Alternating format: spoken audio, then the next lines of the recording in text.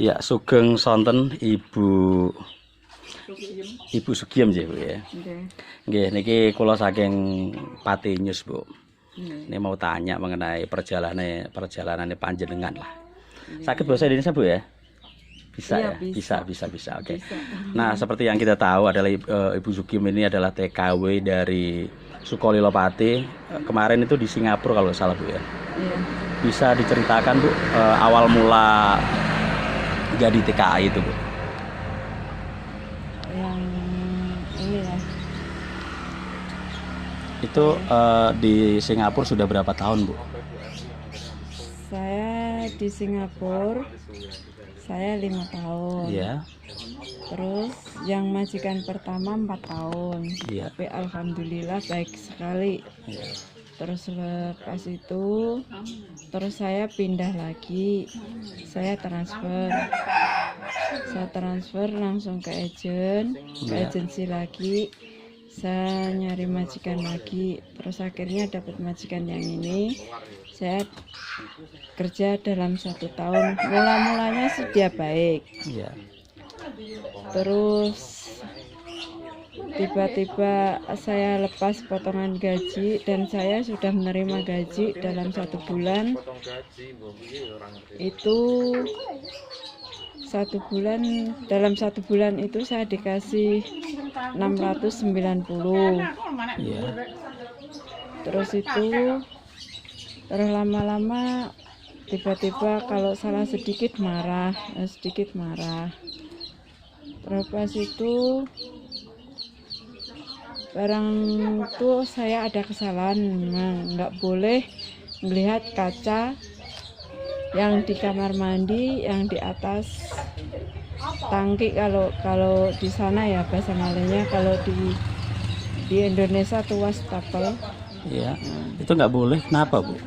Saya nggak tahu, katanya saya cuman di situ orang numpang sebagai pembantu, orang numpang nggak layak saya tuh lihat muka saya di kaca itu.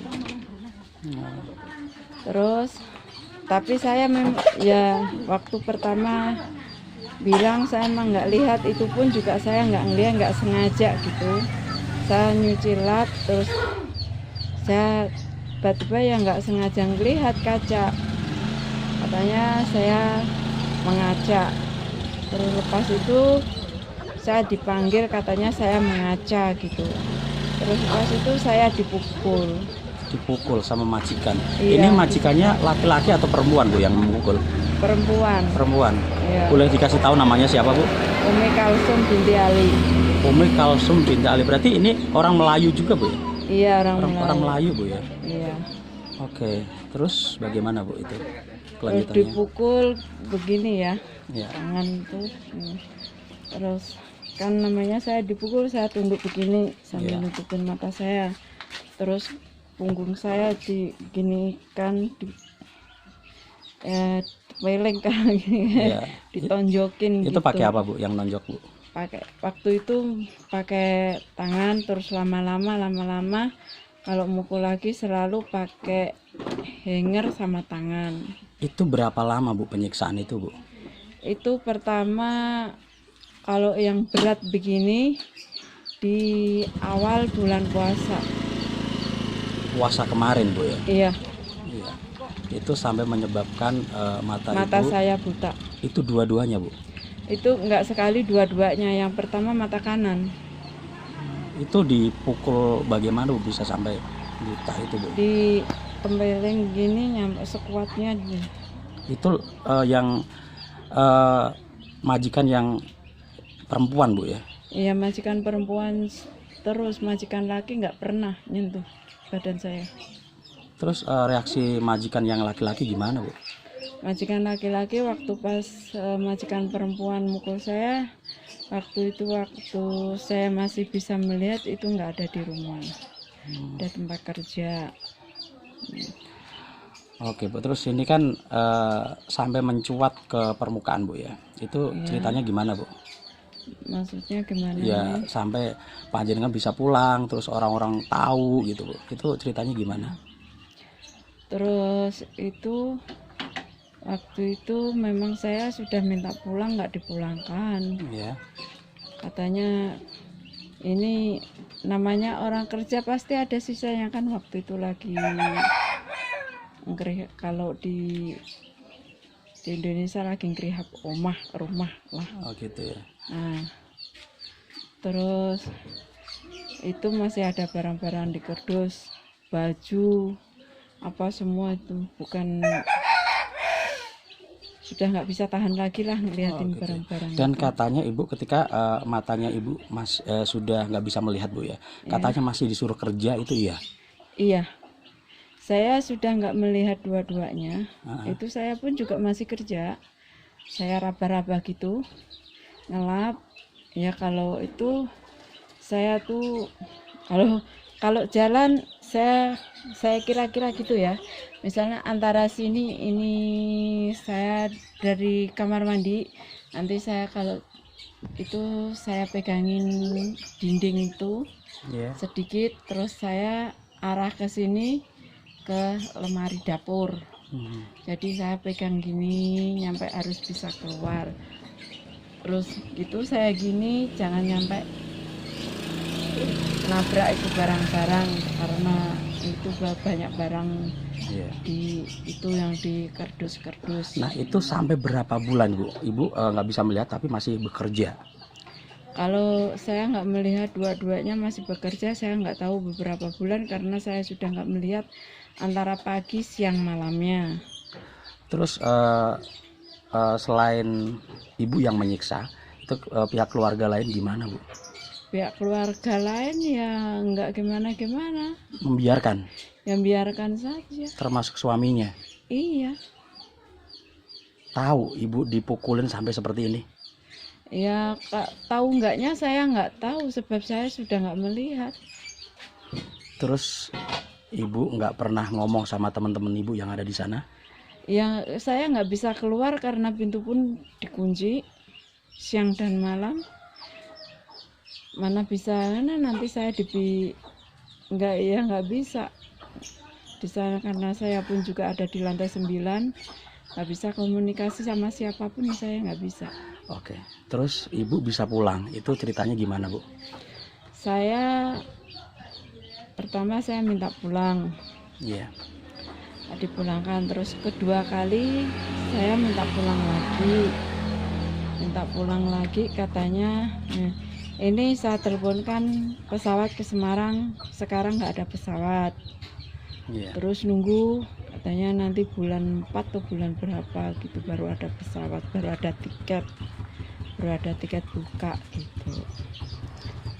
Terus saya tunggu kok nggak ada komunikasi gitu. Saya sabar. Dengan saya sudah nggak tahan dengan pukulan hampir tiap hari, jaraknya tuh 2 hari 3 hari tuh udah dipukul lagi nyampe habis-habisan. Sampai pada benjol ini semua, ini nyampe telinga ini, nyampe bengkak, nyampe apa itu bengkak ini, nyampe penuh. Penuh nyampe macam kayak balon kalau udah ditiup penuh ini. Terus punggung ini pada bengkak besar-besar, saya rasanya sudah nggak tahan. Saya harus usaha gimana saya caranya bisa saya mikir. Saya juga dalam hati saya zikir sholawat terus. Ya Allah, tolonglah saya supaya saya bisa keluar dari. Terus saya tuh sambil ngelap gitu ya. Saya mikir saya gimana ya. Terlepas itu majikan bangun. Saya dengan alasan bahwa saya sakit begini, kan saya bongkok macam monyet. Saya tuh bongkok macam monyet karena kalau habis marah itu saya nggak dikasih makan. Kadang 2 hari 3 hari baru dikasih makan. Saya nyampe bongkok begini. Kalau ngelihat monyet jalan yang ngelihat saya. Lepas itu saya alasan bahwa saya tuh kena sihir. Saya mau berobat ke pesantren. Terus majikan bilang, Ya kalau gitu saya tak usaha, saya tak laporan supaya bisa membantu pulang. Gitu. Terus akhirnya dipulangkan itu Bu ya. Nah, akhirnya saya dipulangkan. Katanya pertama sudah diusahakan tiket tapi ditolak. Iya. Karena kemungkinan saya itu masih bisa jalan atau tidak, nggak tahu. Iya. Terus lagi ada pembukaan tiket lagi, kan pesawat agak susah. Iya Bu. Terus itu saya dibawa, terus saya diperiksakan ke dokter bahwa saya tuh kena apa itu corona apa tidak, virus Iya. itu. Ternyata saya ditusuk hidung Di dan swab ya. telinga, ya. Karena saya alhamdulillah fit, sehat, nggak ada apa-apa. Terus pas itu kalau nggak salah terus langsung booking tiket. Iya. Terus itu beberapa hari saya diajak lagi ke dokter lagi, dicek ini mungkin rosen kalau nggak salah Iya. ya. Terus melihat kondisi Ibu sekarang kan nggak bisa melihat waktu itu Bu ya. Itu Iya. dari pihak dokter sendiri gimana Bu? Dokter bilang katanya mata saya nggak kena apa-apa, Oh, no problem.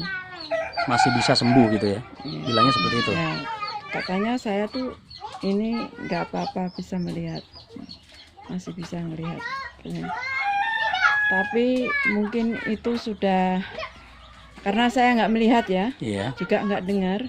Mungkin sudah antara sudah pembicaraan sama majikan atau saya Oh, gimana, gitu. Ya. saya nggak tahu. Kong kali kong gitu Bu ya. Ya, Gitu ya. iya. Tapi kalau saya dengar ini mata saya dipegang-pegang gini, Iya. katanya no problem, good. Oke, bisa sampai ke Indonesia itu bagaimana Bu? Waktu itu pulang ke Indonesia ya dibawa, diantar majikan ke airport. Iya. Terus semua itu diurus sama majikan. Mhm. Lepas itu mau masuk ke tempat nunggu, terus saya ditolak Rosikurda, nggak tahu sama siapa, saya nggak tahu. Iya. Terus pemberangkatan masuk ke pesawat itu ada yang nolak kan, Iya. kursi roda. Mhm. Masuk pesawat, saya nggak tahu pesawat apa ya. Tapi Ibu pernah bilang nggak sama orang yang mungkin waktu itu yang di dekat Ibu lah, saya habis disiksa atau gimana gitu Bu? Enggak, kan majikan waktu itu saya mau masuk ke ruangan tunggu, kalau nggak salah itu masih dibuntutin majikan. Oh gitu. Iya, karena saya sudah pesan pun juga jangan cakap sama siapa-siapa, karena ini memang dari dulu pertama saya nggak boleh bicara sama siapa-siapa, nggak boleh. Oh, gitu Bu ya. Ya walaupun ketemu teman saya nggak boleh. Tapi kemarin itu sampai ke Bandara Semarang Bu ya. Iya, Itu ceritanya gimana Bu? ceritanya kan saya dari Singapura transit Jakarta. Iya. Saya di Jakarta satu malam, Mhm. 14 jam. Terus lepas itu transit ke Semarang. Tapi kan ada yang jemput sendiri. Tapi katanya nggak ada yang mendampingi Ibu ketika di pesawat gitu Bu ya. Ada waktu saya turun itu, Mhm. langsung kursi roda itu, Mhm. ada yang ngambil saya ke pesawat turun. Hmm. Ada yang ngambil kursi roda. Terus ke tempat nunggu. Pas itu ke tempat nunggu, Iya. itu ada orang lagi. Nanti Bu, saya ini masih ada tugas. Nanti ada yang jaga Ibu lagi. Yang satu lagi ini Mhm. namanya Bapak Adam, Itu waktu di mana Ibu? di airport Jakarta. Jakarta. Terus? Terus lepas itu Bapak Adam kan mungkin tugasnya sudah habis, Mhm. udah pulang. Mhm. Bu, saya minta izin, minta pamit Bu, saya sekarang sudah pulang. Mhm. Ini surat bagasi Ibu sudah saya masukkan, dan surat-surat Ibu, tiket Ibu, paspor Ibu Semarang sudah saya kasihkan ke petugas. Iya. Nanti ibu kalau mau berangkat ada yang jemput sendiri nyampe penghabisan. Terus sampailah ke Semarang Bu ya? Iya. Ke Semarang. Terus ketika di Semarang ada yang ngejemput Bu? Ada yang jemput. Waktu itu saya di Jakarta, saya nelpon, namanya Anto. Itu anak teman saya yang di Saudi dulu, kenalan yang sudah macam kayak Saudara keluarga gitu gitu. Iya. Ya. Jadi itu anak itu macam kayak anak saya sendiri. Oke, terus itu saya telepon, ya alhamdulillah langsung diangkat. Biasanya juga susah nelpon dia tuh. gitu ya. Iya, alhamdulillah langsung diangkat. Itu posisi itu di mana Bu? Saya di Jakarta, saya minta tolong, namanya Pak Adam yang jaga saya itu. Pak, tolong Pak, ini handphone saya, cari namanya Anto, tolong teleponkan. Iya Bu. Terus ditelepon. Terus dijemput sama Anto gitu mungkin Bu? Iya, nyampe Semarang dijemput yang namanya Anto. Tapi Ibu sama Bapak Adam bilang nggak kalau saya di Singapura itu disiksa sama majikan saya? Bilang? Saya nggak bilang sama siapa-siapa. Oh gitu ya. Terus sama Anto mungkin bilangnya Bu ya? Iya. Terus reaksi Anto sendiri gimana Bu? Ya nangis. Gitu ya. Memang Anto tuh waktu itu memang sudah mau datang ke sini, mau tanya gimana Leyem kok nggak ada kabarnya gitu, karena semua pada nyari ya, sudah biasa komunikasi, gimana kabarnya, sehat, kan biasa komunikasi karena sudah macam kayak keluarga sendiri. Oke, tuh. Ini kan sudah sampai kemana-mana Bu ya, seluruh Indonesia pun hampir sudah tahu ya mengenai Ibu ya. Terus dari pihak yang di Singapura itu pernah menghubungi Ibu nggak? Ada reaksi gimana gitu Bu? Maksudnya pihak Singapura macam polis? Ya, iya termasuk mungkin bosnya juga, itu majikannya. Majikannya, kalau majikan tuh nggak ada ngubungin saya. Misalkan ini kan bisa dituntut juga gitu kan Bu? Iya. Jelas. Tapi kalau polis pihak Singapura sudah nelpon saya, sudah interview saya semua. Gitu. Tapi sudah bertindak semua. Oh, sekarang baru proses gitu Bu ya? Iya, sekarang lagi proses. Terus mengenai kesehatan Ibu sendiri, waktu sampai Semarang ini gimana Bu? Ya, kesehatan saya ya kurang. Kurang ya?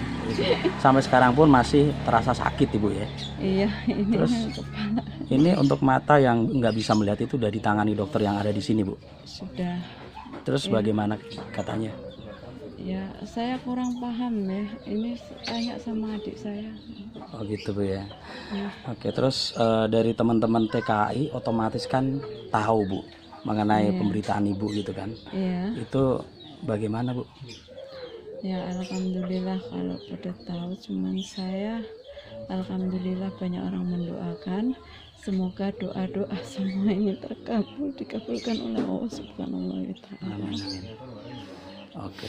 Tapi untuk bantuan untuk Ibu sendiri ya, itu tetap ada lah Bu ya. Iya. Kemarin itu saya dapat itu chat juga. Ini dari teman-teman TKI itu udah mentransfer beberapa gitu untuk berobat Ibu gitu. Itu sudah sampai Ibu kah? Iya sudah. Kurang lebih kemarin itu saya dapat chat itu ada 50-an kalau nggak salah. Ya siapa tahu kan sekarang kan bahaya juga misalkan ada yang memanfaatkan hal tersebut, makanya saya tanyakan di sini gitu. Aman Ibu ya? Iya. Gitu. Alhamdulillah. Alhamdulillah. Terima kasih. Terus dari majikan dibayar nggak Bu untuk bulan-bulan terakhir itu? Dibayar. Masih ada inilah. Iya dibayar. Terus yang buat keperluan saya di Jakarta, maksudnya uang Indonesia saya dikasih 2 juta. Itu ya. Iya. Terus nih dari pemerintah Kabupaten Pati sendiri bagaimana Bu melihat kondisi Ibu seperti ini? Saya kurang tahu, ini belum ada, ini tanya sama adik saya. Tapi sudah ada Bu ya, maksudnya beberapa yang sini gitu Bu ya. Iya. Minimal membantu ya menjenguk lah silaturahmi gitu. Iya. Karena saya nggak tahu beberapa orang, karena begini saya salaman ini tadi yang datang juga berapa, ini saya pun nggak tahu. Gitu. Tapi ibu punya suami bu ya? Nggak punya. Nggak punya anak? Anak punya satu sekarang kerja. Di mana bu? Dia kerja cuman inilah pasang-pasang wifi. Oh gitu ya. Tapi di sini bu ya? Iya di sini aja. Suaminya sudah nggak ada ya bu? Udah nggak ada. Udah pisah dari anak saya kecil umur 40 hari. Oh. Ibu dendam nggak sama majikan ibu? Saya nggak pernah dendam sama seseorang, biar Allah yang itu. Yang membalas bu ya? Iya, orang kalau persoalan didendamkan bagi saya itu nggak ada selesainya. Ya umpama ini pihak hukum biar dihukum setimpa-timpanya dengan dendaan. Saya asalnya baik, minta baik. Oke, bu. Iya. Terima kasih waktunya bu ya. Semoga cepat sembuh ini sakitnya. Amin ya Allah. Dan untuk teman-teman semuanya, silahkan saja kalau ingin bersilaturahmi di kediaman Ibu Sugiem ini di desa mana bu ya? Desa Sukolilo-Ledok, Kabupaten Pati. Dan kondisinya sekarang belum membaik, ya masih pemulihan. Tentunya kita berharap semuanya Mbah Sugiem ini cepat sembuh. Dan terima kasih. Assalamualaikum.